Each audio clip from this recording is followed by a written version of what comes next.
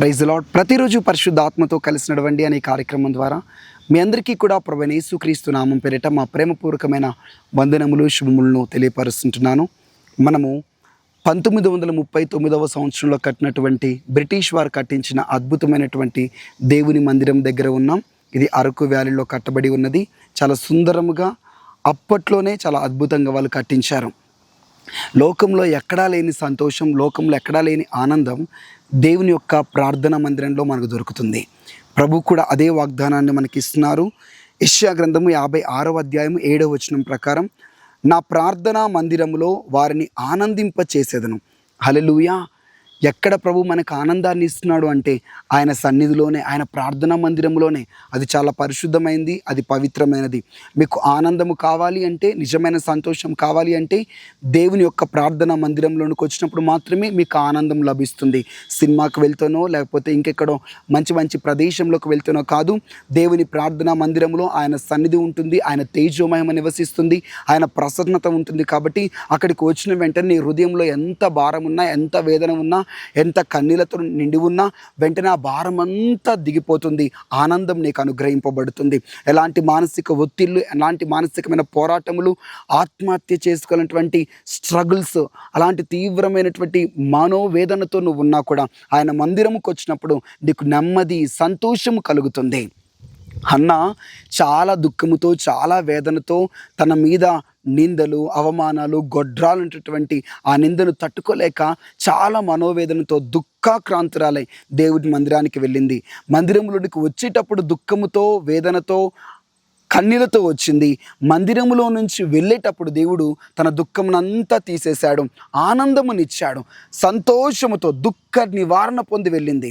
మీరు కూడా దేవుని మందిరానికి పరిగెత్తుకుంటూ రండి. దేవుని మందిరంలోనికి మీరు దుఃఖముతోనే, రోగముతోనే, వ్యాధితోనే, కష్టముతోనే వస్తారు.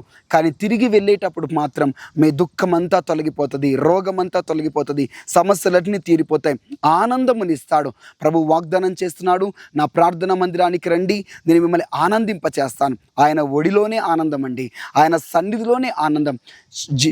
దావీదు కూడా అంటున్నాడు, చిరకాలము నాకు నిజమైన సంతోషం, ఆనందం దొరికే నా దేవుని మందిరంలోనే నివాసము చేస్తానని ప్రభు ఇంకా చెప్తున్నాడు. ఈ భూ సంబంధముగా మనం చాలా మందిరాలు, ఇలాంటివి ప్రఖ్యాతిగాంచినటువంటి పురాతనమైన మందిరములు చాలా ఉన్నాయి. వాటిలోకి వెళ్ళి ఆరాధిస్తాం ఈ భూమి మీద ఉన్నప్పుడు. కానీ రాకడలో ఎత్తబడిన తర్వాత కానీ, పరలోకం మనం చేర్చబడిన తర్వాత కానీ, అక్కడ కూడా మనకి దేవుని మందిరం ఉంటుంది. పరలోకంలో కూడా, ఆ పరలోకంలో దేవుని మందిరములో మనల్ని ప్రభు ఆనందింపచేస్తూ ఉంటాడు.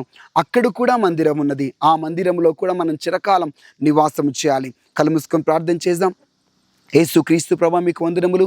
అవునయ్య, నీ మందిరంలోని నిజమైనటువంటి సంతోషము, ఆనందము.